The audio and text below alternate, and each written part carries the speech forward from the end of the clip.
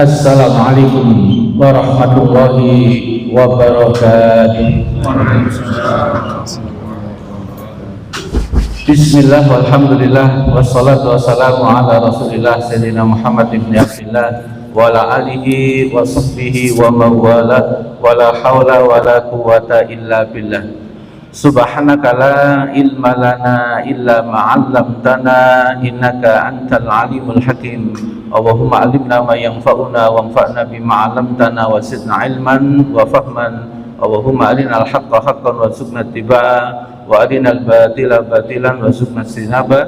Walhamdulillahi rabbil alamin. Amma ba'd.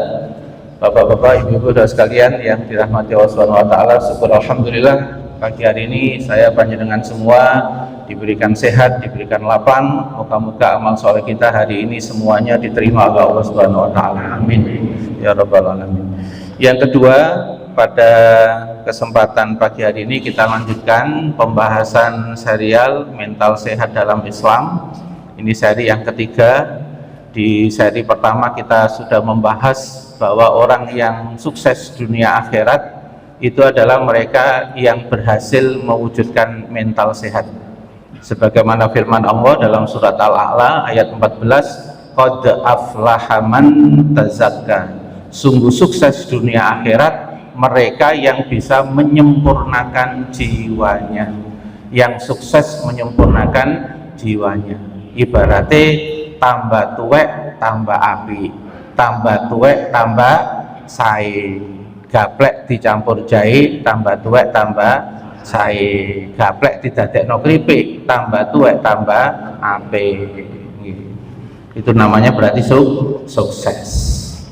Karena semakin pribadinya baik, maka semakin sukses. Yang kedua, ternyata Rasulullah juga memberikan tanda orang yang sehat mental itu indikatornya ada 4. Disebutkan di dalam hadis riwayat Tirmidzi. Ini juga sudah kita bahas.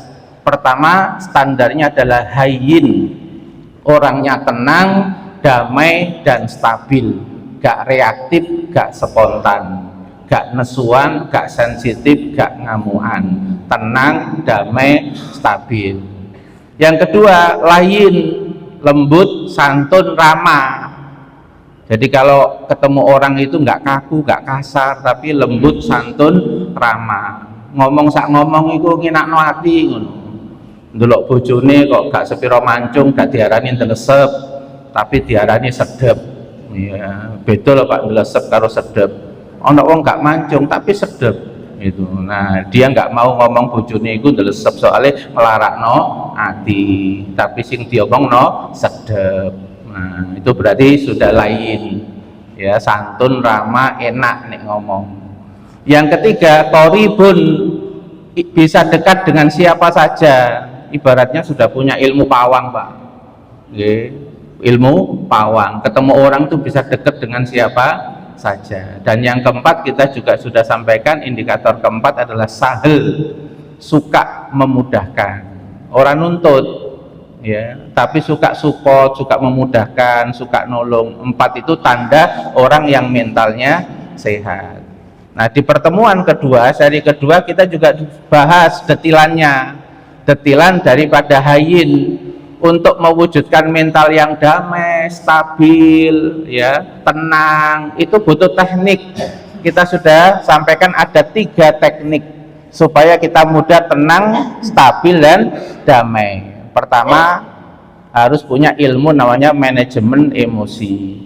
Yang kedua, nanti juga kita akan lengkapi, yaitu punya teknik namanya teknik dzikir batin atau riyadhah dzikir batin supaya mudah tenang.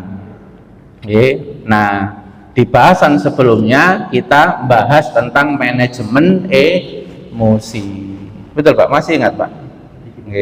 Dikit ya. Nah, manajemen emosi itu Pak gambarnya ya, ada 3 teknik manajemen emosi itu. Kita bahas kemarin tuh yang pertama ya, yang kita bahas itu adalah teknik mendidik sumber emosi ya. Nek kula nggih hafal Pak, soalnya bolak-balik ngisi ya, beda karo sing gak bolak-balik ngisi. Wong jenenge wong ceramah kadang-kadang itu bolan baleni ya. Cuma beda tempat ngono ae kok. Jenengan pun kaget, kok apal loh. Ayat tak apal Pak, tak ulang ping 8 ya apal-apal dhewe mari ngono. Itu wis biasa ngoten niku. Nggih. Teknike ngoten nggih. Nah, di pertemuan sebelumnya kita sudah bahas tentang mendidik sumber emosi, mendidik keinginan, mendidik harapan, mendidik tuntutan, mendidik ambisi. Saya tanya Pak, orang itu kalau pengen segera terwujud apa nanti aja?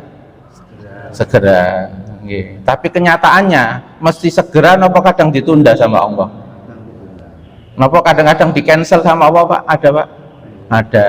Nah, itu kalau nek model kaya arek cilik pengen jajan tapi ditunda, kira-kira tantrum napa mboten Pak? Areke Pak?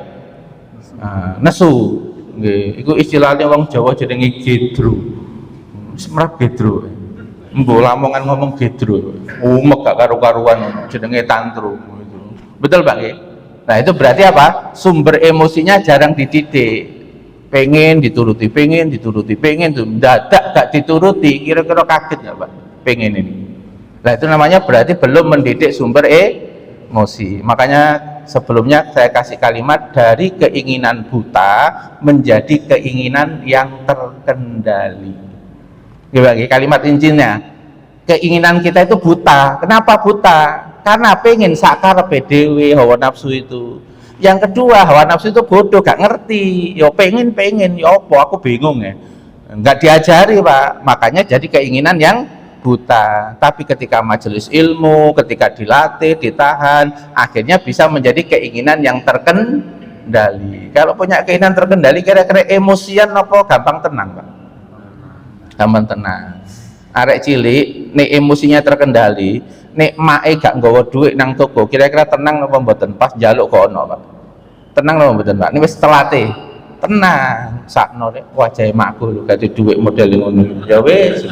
Gitu Pak nggih. Nah, itu berarti sudah punya empati.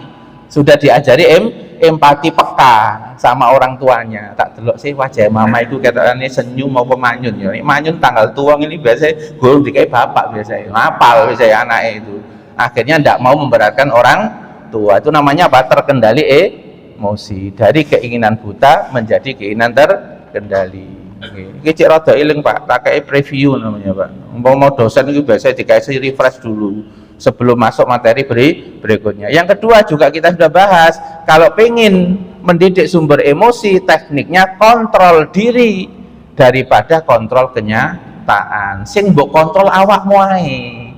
Ojo ngontrol kenyataan. Soalnya kenyataan itu ada bagian takdirnya Allah, yang ada sunatullahnya, nggak bisa mendadak berubah Pak.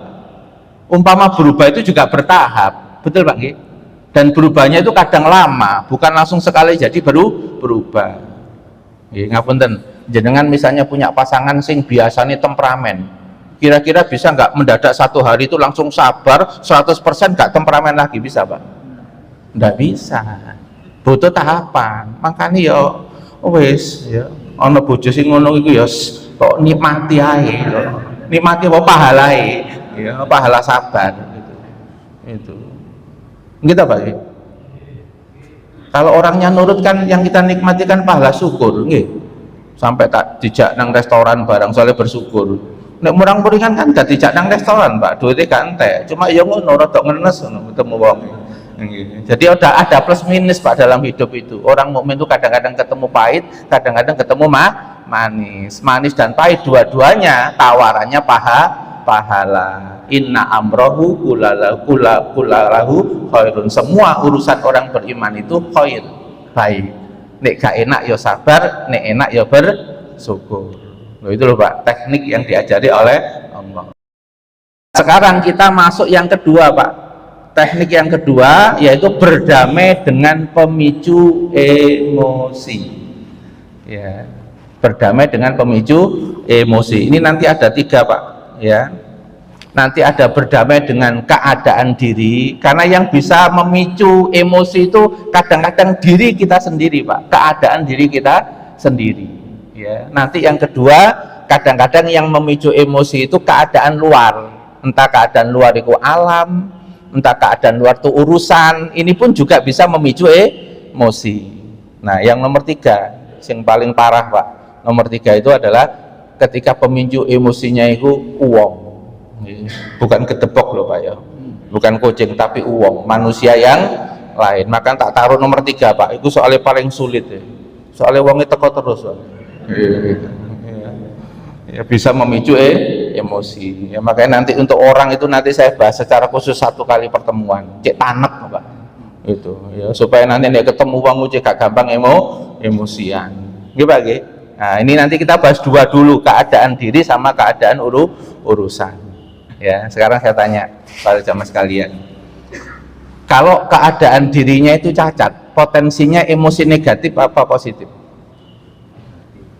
Negatif Pak ya. Kalau orang cacat tuh melihat dirinya itu sempurna apa enggak? Yang kedua, melihatnya dirinya itu aneh apa enggak? Aneh. Nah kalau itu diramesi terus, keadaan sing aneh kok beda dewe, kira-kira Pak nih diterus ngenes apa enggak Pak wong cacat itu? Ngenes, betul nggih? Nah, yang kedua, keadaan diriku loro-loron, bolak-balik nyontek iki bukan bojo sampean lho Pak, sampean dhewe maksudnya ya, aja mbahas sing liya sik, iki urusan awake dhewe ya. Loro-loron gak waras-waras ya. Apunten. Orang kalau kondisi seperti ini kira-kira capek dan lelah napa mboten Pak? Nah, ini capek dan lelah potensinya emosi napa mboten? Nah, ini juga masuk keadaan diri yang punya memicu emosi. Nanti saya sampaikan tekniknya Pak, caranya ya. Yang itu nanti kalau kita berhasil untuk diri kita juga bisa bantu orang lain. Nah yang ketiga ya, kita ini punya dorongan empati yang tinggi, pengen bantu karo wong, tapi duitnya mepet terus. Coba kira-kira emosi nopo betul, dorongan bantu kok gede tapi keadaan kita itu mepet terus, kira-kira emosian nopo betul? Napa Pak? Ono sing gak berarti berhasil mendamaikan dirinya ya, ngono iku sing berhasil san, gak popo gurung wayahmu, gak bagianmu, iso ngomong ngono deh. Tapi kebanyakan karena empatinya tinggi, apalagi ini punya riwayat Pak, orang yang mau ditolong ini ternyata punya kebaikan di masa lalu, kira-kira dorongannya tambah gede mboten? Tambah besar. Ini pun juga disebut dengan pemicu emosi.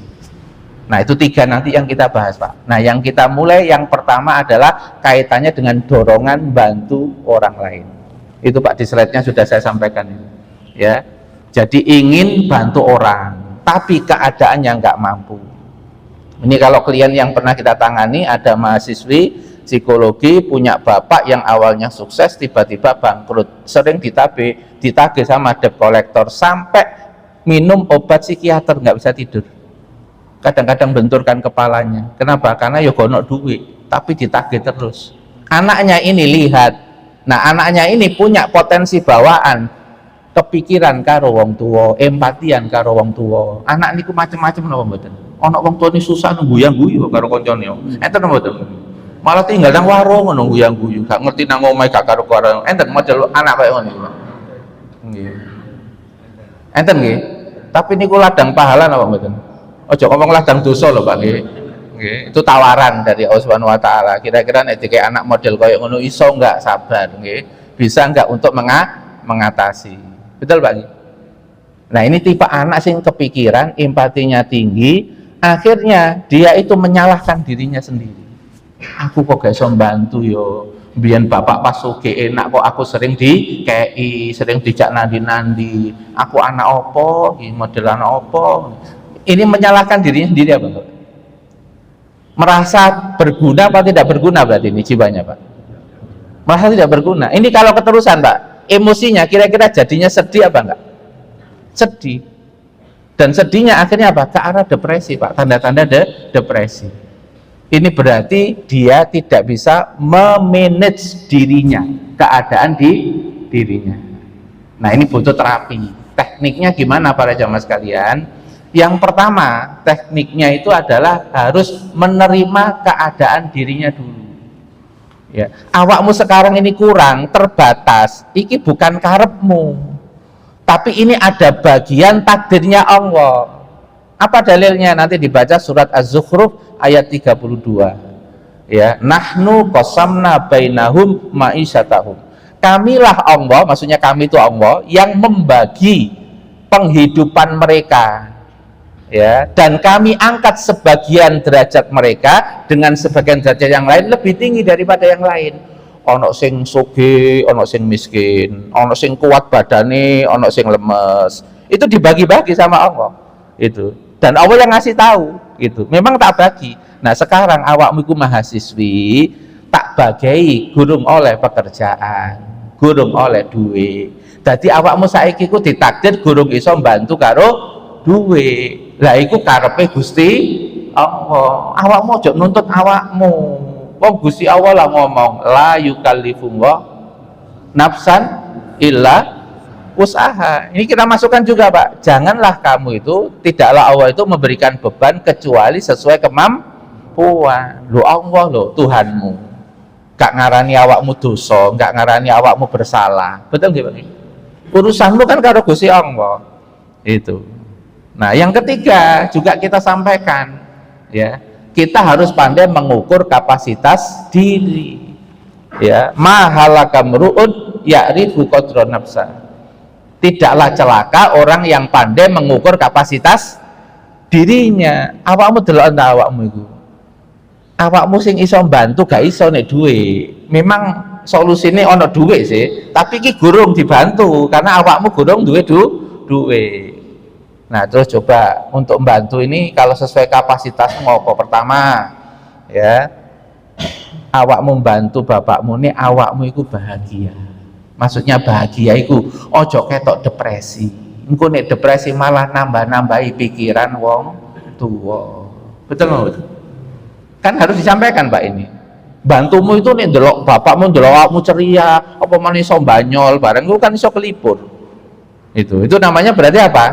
Berarti dialihkan, awak nih bahagia, iso ngalihkan wong tuanmu gak mikir sekedar utang, tapi nguyun delok awakmu. Berarti kan awakmu kaya obat. Nggih, rada apa? Ngurang-ngurangi beban gitu, Pak. Orang itu kebanyakan beban tuh gara-gara mikir sesuatu yang belum ada solusinya, betul, Pak? Dipikir padahal belum ketemu, coba, Pak, sesuatu yang dipikir terus gak ketemu, nek diterusno kira-kira migren no. Suwe-suwe sarape ya soak, Pak, gak kuat kan. Betul, bagi. Tuh. Nah, ini tekniknya, ya.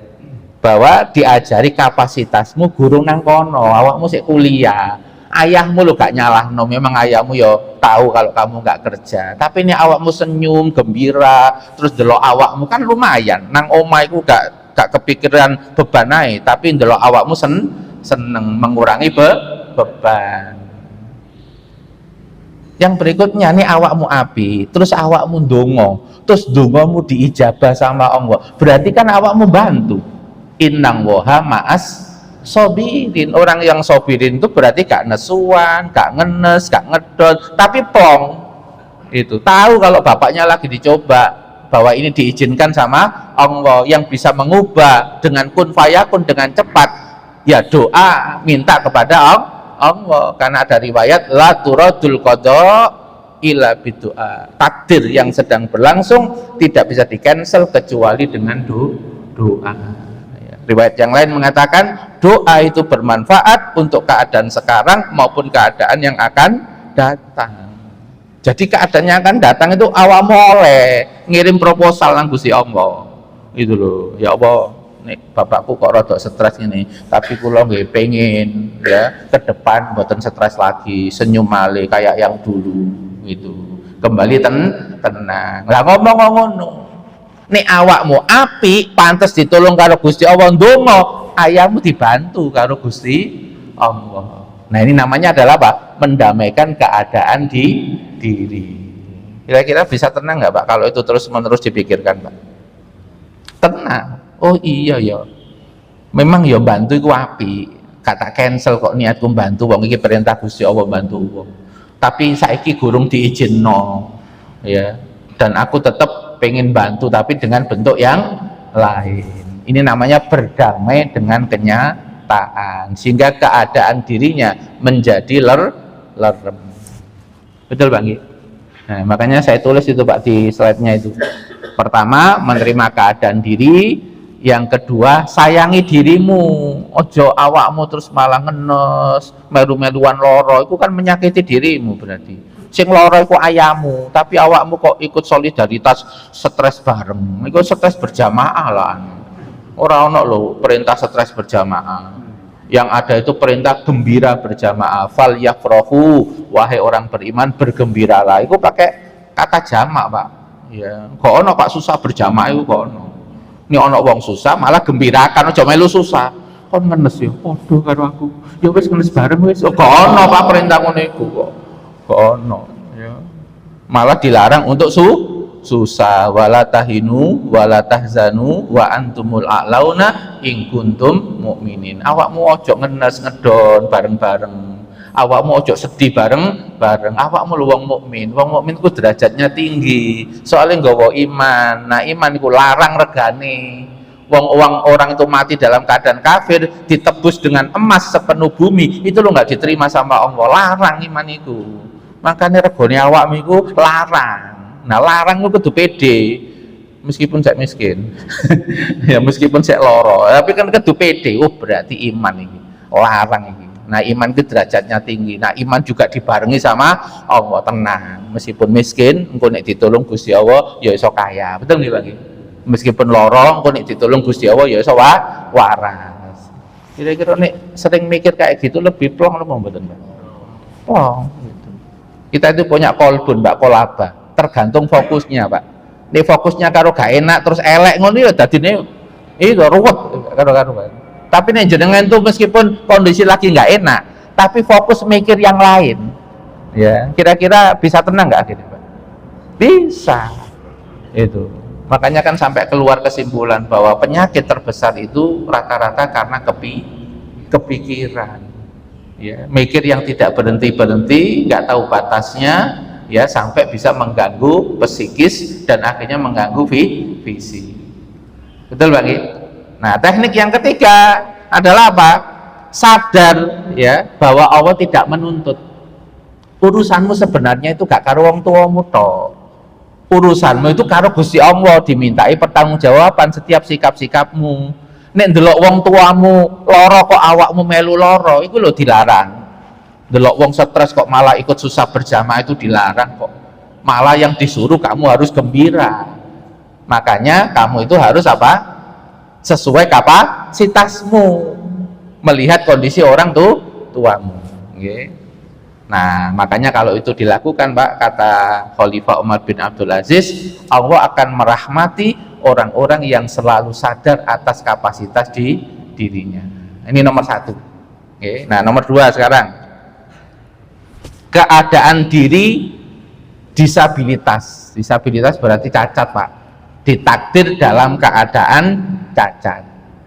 Ya, saya tanya Pak, orang kalau dalam keadaan cacat itu kira-kira fokus sama badannya yang masih normal atau fokus sama badannya yang nggak normal rata-rata?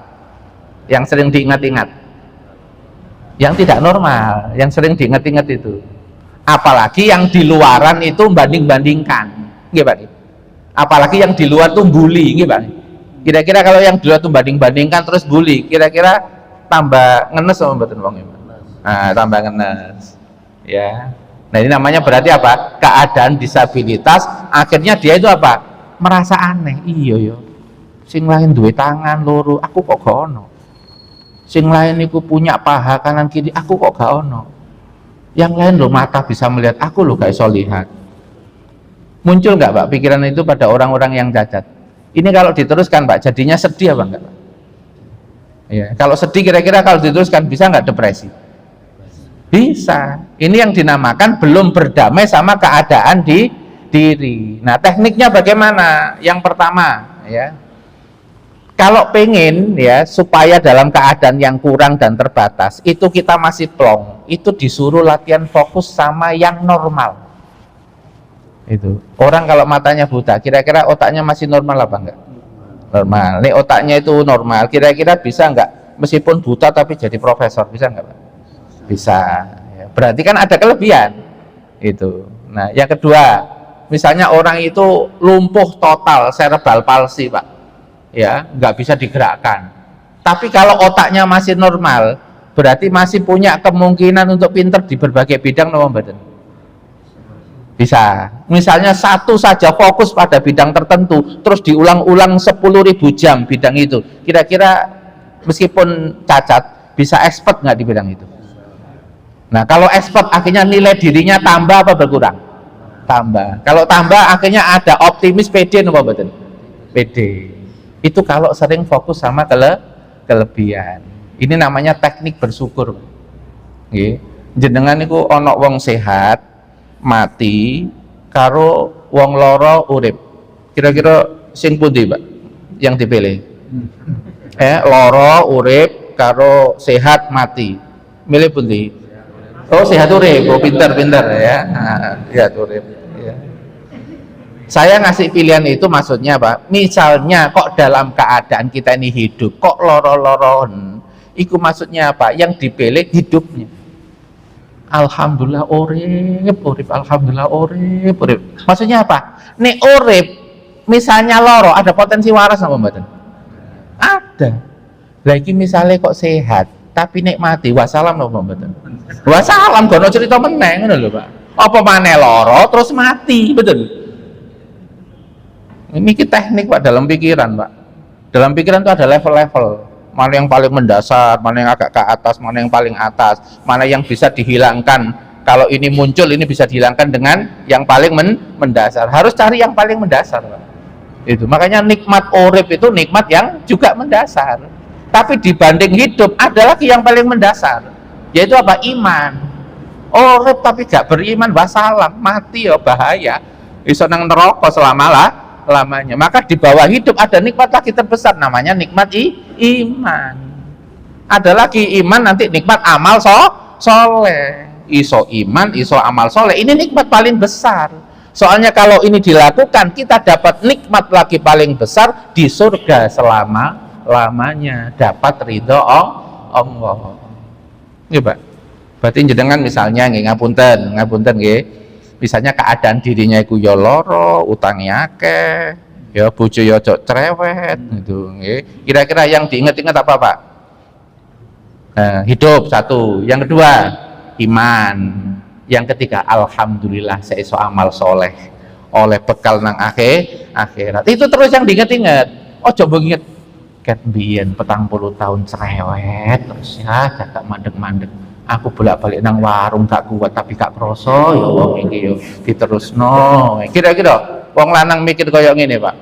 Ya, kira-kira cepet waras apa cepet ya ruwet terus, Pak, gitu. Sesuatu harus diabaikan kalau malah mengarah pada emosi negatif. Harus dibawa kepada yang positif. Gitu. Jenengan kok mesam-mesem ketokne oleh ilmu anyar Pak. Alhamdulillah. Ya. Gitu Pak ya. Jadi keadaan di diri ya, fokus kepada kelebihan diri. Yang kedua, setelah itu diekspresikan Pak. Ojo ngerti terus mari meneng, ekspresikan kepada Allah. Itu. Sesuatu yang diekspresikan itu nanti dibalas nggak sama Allah? Fadzkuruni Azkurkum, kon berarti nih ingat nikmatku, aku yo ingat karo awakmu. Dengan cara apa? Ingat kepada kamu, tak tambah kualitas yang bu ingat itu. Punya stroke separuh, sing diiling-iling ku sing sehat terus, sing disampaikan alhamdulillah kanan saya sehat ya Allah, saya song gegem alhamdulillah. Sing diomong nama Gusti Allah sing sehat-sehat. Engko ana koncone teko sing alumni teko 10, ojo cerita sing gak enak. Sampeyan cerita wong 10 terus cerita bolak-balik gak enak ping 10. Mari wonge mulih kira-kira tambah tentrem apa ruwet sampeyan?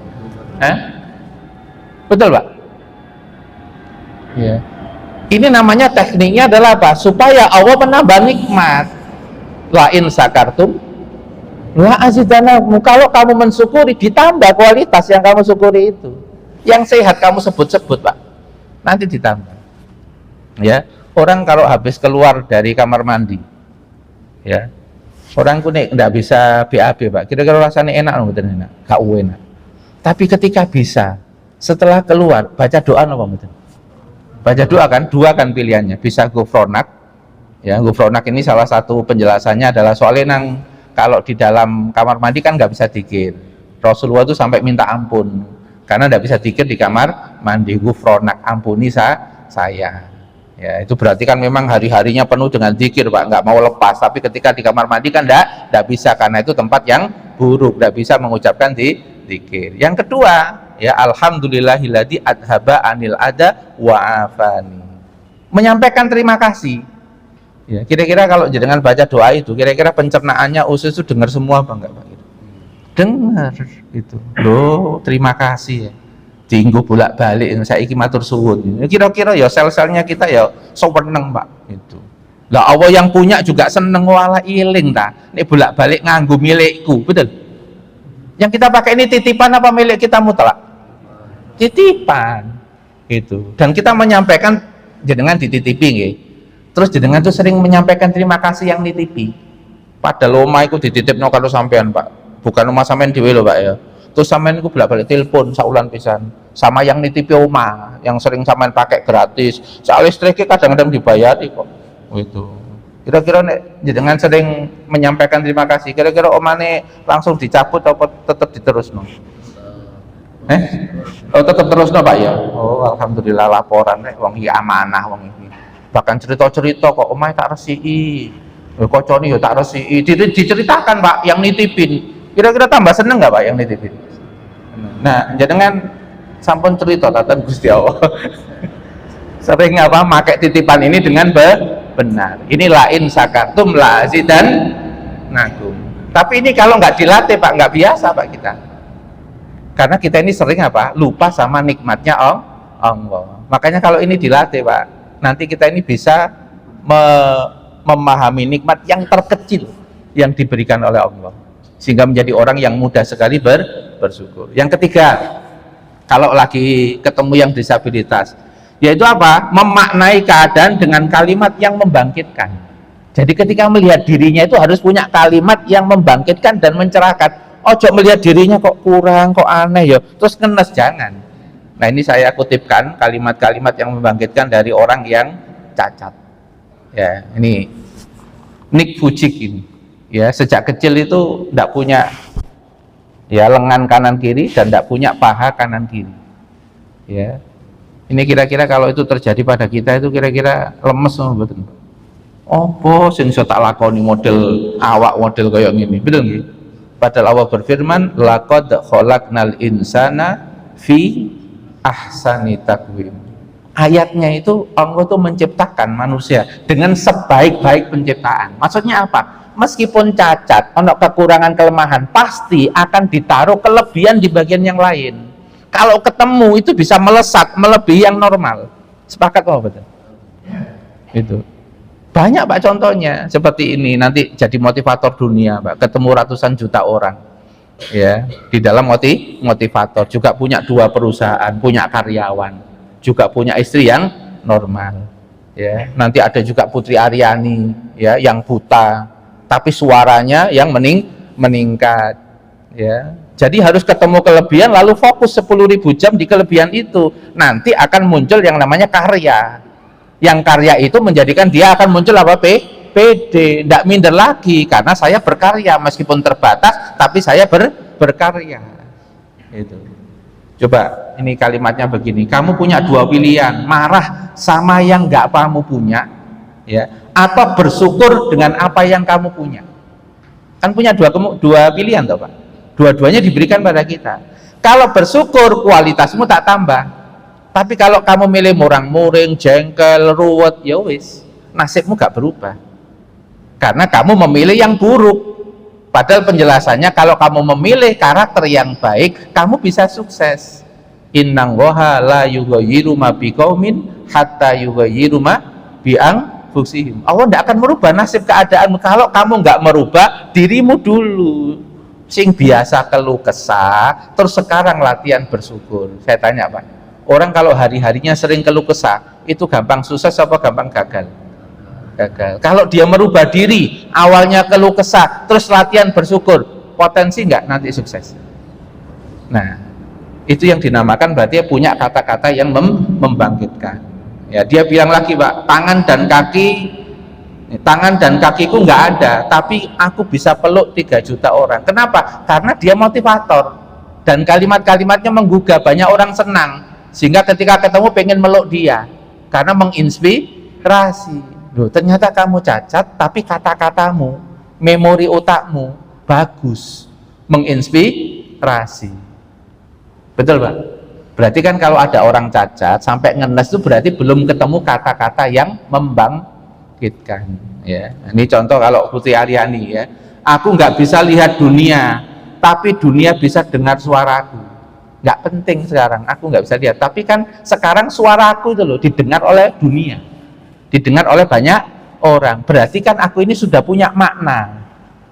Ya, ini ndelok mata butane kan nggak punya makna Pak, tapi ini ndelok tenggorokannya kan penuh makna, soalnya keluar suara. Ini yang dinamakan menemukan kata yang membangkitkan, bukan kata yang mengenaskan. Dari kata-kata bisa nggak Pak orang itu jadinya manyun? Bisa Pak ya? Jenengan keluar omongan ya dari nyonya jenengan, istri jenengan. Awalnya jenengan teko masjid itu ceria, terus mlebu omah ketemu kata-kata nggak enak, kira-kira tetap ceria apa manyun? Oh manyun, bukan manyung gitu, iwak itu, yang paciran kan. Ya. Jelas lagi. Nah ini butuh kata-kata yang mencerahkan. Yang keempat, ya, meningkatkan kualitas kelebihan diri. Jadi fokus sama kelebihannya, punya program kelebihan yang sudah ada ini. Program kegiatannya apa? Ini yang saya harus sampai 10.000 jam supaya expert. Karena dengan expert saya nggak datangin orang akan datang kepada saya. Nah ini fokusnya orang cacat harus bisa begitu. Kalau nggak begitu ya nggak bisa berdamai. Ya nomor 1, nomor 2, nomor 3 dan nomor 4. Ya. Nah ini tekniknya. Kalau ketemu orang yang cacat atau misalnya ada diri kita dalam keadaan cacat, ada 4 tahapan tadi itu. Coba Pak, jangan renungkan. Okay. Ada orang cacat tapi sudah bisa menerima keadaannya, jadinya tenang apa enggak? Setelah menerima keadaannya, terus dia bisa melihat kelebihan lain yang Allah titipkan, kira-kira tambah tenang apa enggak? Setelah itu kemudian dia ekspresikan terus Pak, ketemu kelebihannya tuh diekspresikan terus, menjadi bagian yang paling dominan. Kira-kira tambah moncer apa mboten Pak? Tambah cerah apa mboten? Tambah cerah. Terus akhirnya ketemu kata-kata yang membangkitkan, ditulis di kamar, kadang ditulis di reminder HP ini, kadang-kadang muncul. Kira-kira Pak, sing cacat itu tambah cerah apa enggak Pak? Cerah, wong dieling-eling terus di kamar, pokoknya yang sering dia lihat. Terus ditambah lagi dia punya program berkelanjutan, yaitu apa? Meningkatkan kelebihan sampai menjadi expert. Ini banyak terjadi Pak. Ada orang cacat di kursi roda, tapi punya kemampuan jualan. Awalnya dia jualan ya offline, terbatas Pak. Akhirnya dia menemukan teknik, aku gak iso melayu nek pakai kursi roda, terbatas, aku pindah dodolan rono ini terbatas, berarti aku harus ubah cara, jualannya online. Wifi ini kewenceng Pak, ya orderan online, meskipun cacat. Berarti meskipun cacat masih punya potensi enggak untuk bisa menghasilkan duit yang banyak? Bisa, asal mah. Niki betul apa betul Pak urutannya Pak? Udah betul nggih urutannya nggih? Nah, ini yang namanya berdamai dengan disabilitas. Jadi nanti kalau jenengan ketemu orang ya tekniknya kayak begini. Gitu. Ya, nanti kalau terbiasa itu nanti gampang mengeluarkan kata-kata yang mencerahkan. Misalnya iki buta tapi baca Qur'annya luancar iso hafal. Berarti jani yang buta hatinya itu mereka yang nggak baca Quran, betul nggak? Meskipun buta mata tapi hafid Quran, berarti bukan buta hati. Itu namanya kata-kata nah, kata-kata yang mencerahkan. Meskipun banyak orang yang melihat, nggak mesti semua bisa hafal Quran. Alhamdulillah saya ini sekalipun dikasih mata yang buta tapi bisa hafal Quran. Nah ini kalimat Pak, kata-kata yang bisa mencerahkan. Oke. Nah ketiga, ya, sakit parah atau sakit dalam durasi yang lama. Orang itu bolak-balik tombo gak waras, obat gak waras, biasanya capek nopo betul. Pernah nggak keluar kalimat wis mah gak usah berobat meneh mah pegel mah? Pernah nggak perlu ngomongan kayak aku katanya pernah kerumunan, jenengan pernah tak Pak? Oh berarti viral ya kalimat ini. Suwe berobat tapi gak waras-waras akhirnya pegal wis berarti gak iso wis gitu. Sekarang saya tanya, Berobat itu masuk syariat apa betul? Syariat. Hukum asalnya sunnah apa wajib? Sunnah hukum asalnya. Okay. Berarti kalau melakukan berobat meskipun belum waras tetap dapat pahala apa betul? Itu namanya apa? Amal solehnya. Bentuk amal solehnya orang sakit itu sing sering ya berobat. Itu. Masalah waras ono panitia. Itu. Tapi yang dikejar adalah apa? Pahala berobat. Ustadz lu warang ya ngelek sing murah kok. Ngelek sing sapa sing minum air putih tok ngono. Terus mari ono dikai herbal apa sing murah. Wis ngono ae niate kan memang syariat itu, ya. Soalnya ate ngelek sing luwarang ternyata duitnya mepet ya, timbang ngenes. Ya, akhirnya pokoknya ya Allah niat kula berobat niku. Nganggo herbal iki sing murah. Kadang-kadang jujuke puskesmas ae. Wong ya teko itu ya memang kadang keterbatasan tapi tidak apa-apa. Siapa ngerti pas puskesmas terus datang perintah Allah sembuh ya kita kan tidak tahu Pak. Itu wong penyembuh itu tetap Allah gitu. Berobat itu sarana. Jadi dia itu menikmati amal soleh di dalam berobat. Ini karena mindsetnya berubah. Nek mindsetnya kedua waras. Nek berobat gak waras percuma. Nah, enten kalimat ngeten niki mau napa mboten? Berobat ya gak waras percuma. Ono nggak pernah dengar kalimat begini? Iki nih terus Pak, kalimat model kayak begini kira-kira tambah capek napa mboten menjalani berobat? Capek karena jenengan sudah nyeting kalimat di dalam jiwa jenengan, itu kepencet muncul lagi terus gak enak itu. Padahal di dalam syariat berobat itu sunnah, jenengan melakukan berapapun jumlahnya akan dicatat sebagai pahala di sisi Allah. Sakitnya itu sendiri loh Pak sudah menggugurkan dosa. Wis dosane digugurno, jenengan misalnya pas loro 2 tahun terus gak sempat istighfar loh Pak. 2 tahun loro itu wis jadi penghapus dosa jenengan meskipun jenengan gak istighfar. Karena ada riwayatnya seorang mukmin mengalami musibah, sakit, gak enak, itu sudah menggugurkan dosanya. Ada hadisnya secara khusus. Umpama kok kan ada Pak orang loro ku omongannya malah nggak istighfar, mak mbok kan ngono toh kadang-kadang itu ono sing ngono Pak gitu terus lali gak ngomong istighfar. Nah menurut riwayat hadis lorone yang dialami itu bisa menghapuskan dosanya itu. Makanya anak wong nakal Pak, nakal buyen terus mari ngono gak tahu apa salate jarang kok lorone sampai 5 tahun yo sapa ngerti iku diresiki karo Gusti Allah dosane. Terus mari ngono ya dosane berkurang, terus mari ngono ternyata mati sik oleh syafaate nabi. Loh ternyata sik mlebu surga. Makane jenengan gak usah koyo hakim neraka katanya. Wong elek, gak usah ngono. Hitungane rada ruwet sampean. Masalah surga karo neraka. Ono pertimbangannya banyak ya. Makanya ya kita husnudon aja, berbaik sangka kepada orang mukmin. Gitu Pak. Nah kalau udah capek lelah akhirnya kan tidak bisa produktif Pak aktivitas, fokus karo ngenesi loroni. Kira-kira muncul kreatif nggak amal-amal produktif selama sakit? Boten. Itu merasa tidak berguna, terus bolak-balik ngeluh. Kira-kira ini emosinya yang muncul sedih dan jengkel apa betul? Sedih dan jengkel, keterusan ini Pak. Itu. Nah makanya ada tekniknya. Bagaimana pas kondisi sakit kok lama? Iki aku gak ndongakno sampean lara suwe lho, iki cuma teori ya, baik ketemu wong model koyo ngene. Jenenganku nek kalau berkunjung ke orang sakit paling enggak kan bisa ngasih nasihat toh Pak, kalau punya tekniknya begini. Ya tapi ya ojo nggawa nasihat tok Pak, tapi kan nggawa jeruk barang. Ini sampean gak nggawa apa-apa kok takon, ya apa cak rasane cak loro? Ya ngono rasane wong awakmu gak nggawa apa. Iki ngono jawabane pasien niku. Ya tetep nggawa. Ojo gak gowo terus sampean tausiah ya wong ngenes tambahan tausiah tok gak apa-apa ngono ya tetep dikasih ya ono rasa-rasa gitu baru dikasih materi ini. Tambahan dikit Pak nggih sebelum saya tutup nggih untuk yang sakit ini. Yang pertama kalau sakit itu fokusnya itu adalah mencari maknanya dulu. Lapo aku loro. Orang itu kalau sakit tapi mau introspeksi Pak, jadinya marah apa terjadinya lapang? Lapang, ini gelem introspeksi.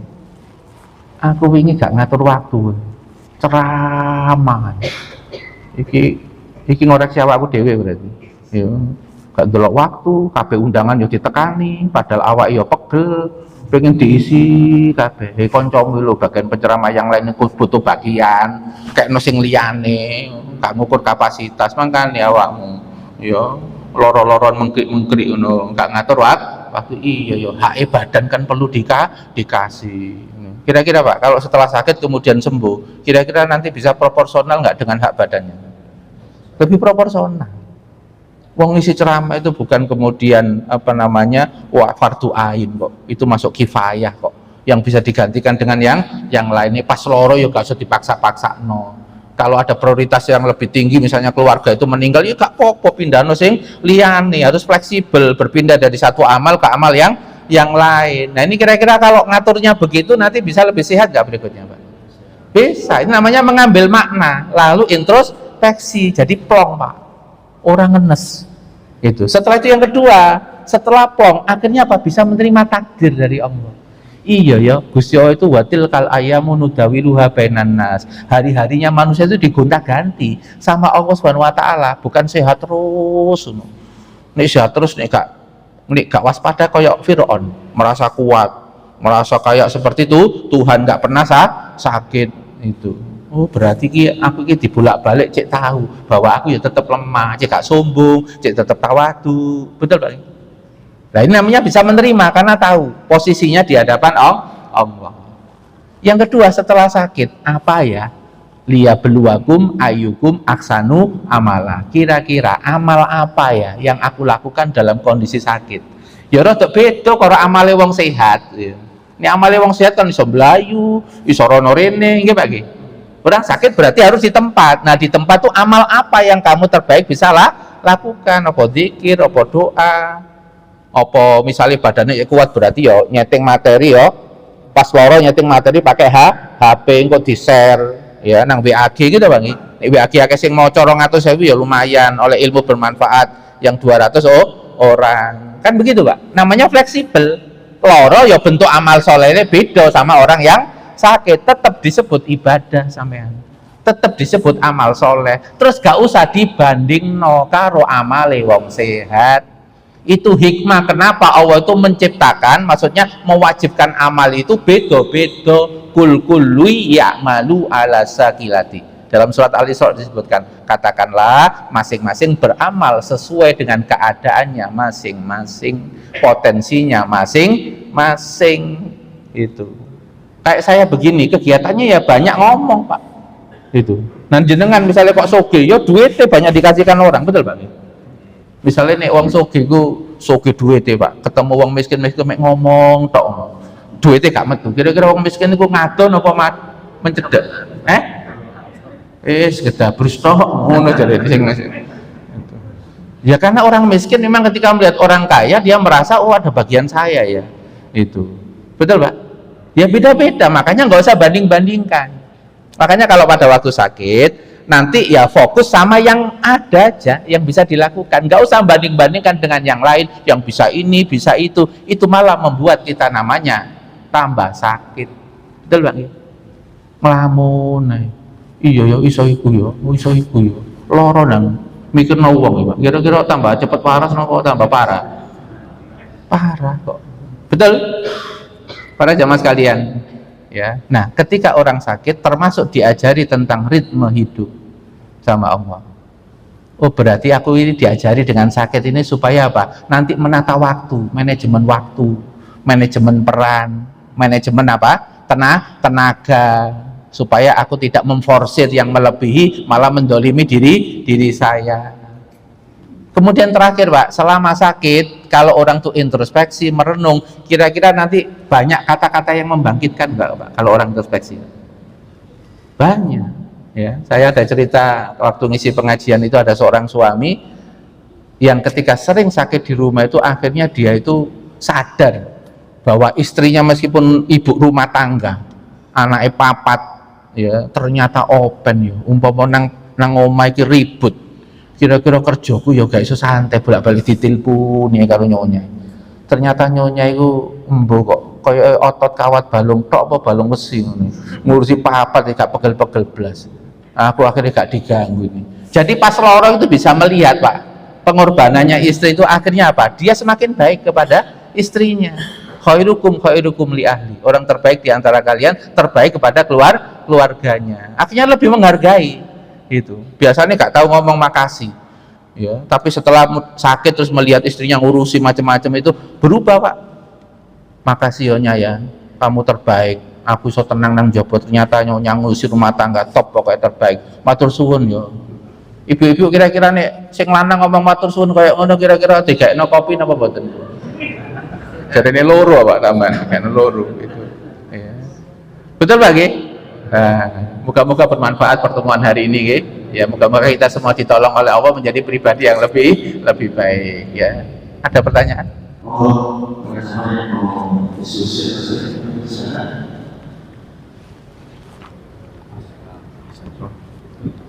Oh ada. Oh ya. Nih, monggo.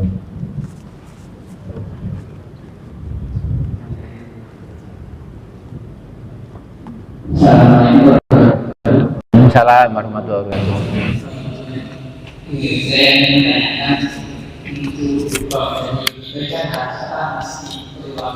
Betul. Oke, ini pertanyaan bagus ini. Ya, saya jawab Pak ya. Jadi orang kalau mau mengubah ya dari pola lama menjadi pola baru yang lebih baik, ya. Sekarang saya tanya, mesti ada tantangannya Bang? Ya, mesti ada tantangannya. Salah satu tantangannya disebut dengan distract, sesuatu yang mengalihkan dari target tadi itu. Nah, apa saja Pak yang bisa mengalihkan? Orang itu mau pengen baik, terus akhirnya teralihkan. Ya, pertama yang bisa mengalihkan itu adalah ketika dia itu sering jatuh dalam proses perbaikan. Ini juga bisa mengalihkan. Salah Pak jadinya ngenes, putus asa, iso ora gitu. Apa ya pantes aku dadi wong apik. Ngene iki kadang-kadang setane masuk apa enggak Pak? Bisi Pak. Oh, kadang-kadang nek sampean pas ngono, setane masuk Pak. Iya, delok entak riwayat keluargamu elek kabeh. Awakmu gak pantes dadi wong. Iki setan. Oh, mbuboni Pak, setan. Itu. Ini kalau nggak hati-hati, nafsunya ngedon, setannya datang. Ini kalau kita nggak waspada, ke bawah ini Pak, ke sabotase. Itu. Makanya dalam keadaan seperti ini, kita akan mengatakan bahwa apapun keadaannya, aku tetap jadi wong apik. Tiba bolak-balik gak apa-apa. Allah tidak pernah heran dengan hamba yang sering tiba, sering jatuh. Tapi heran nih jatuh gak bangkit-bangkit. Betul Pak? Kalimat itu harus muncul.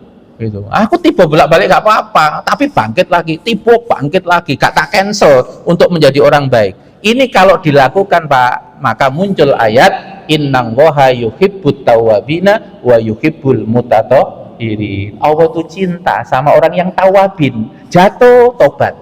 Yang kedua, mutatahhirin, tetap memperbaiki diri, gak di cancel untuk jadi orang baik. Ini kalau masih dalam proses seperti ini Pak, lalu wafat, maka dicatat sebagai orang yang tetap muhsinin, bisa langsung masuk surga. Kenapa? Nggak di cancel niat baiknya, dan dalam proses OTW dipanggil sama Allah. Sama dengan ceritanya pada zaman Nabi, ada orang mau hijrah ke Madinah, orang sepuh Pak, semangat, wis tuwek, nah loro-loro nang hijrah ya Pak, tapi tetap dipaksa, di tengah perjalanan meninggal, belum sampai Madinah, tetap dapat pahala hijrah nomor.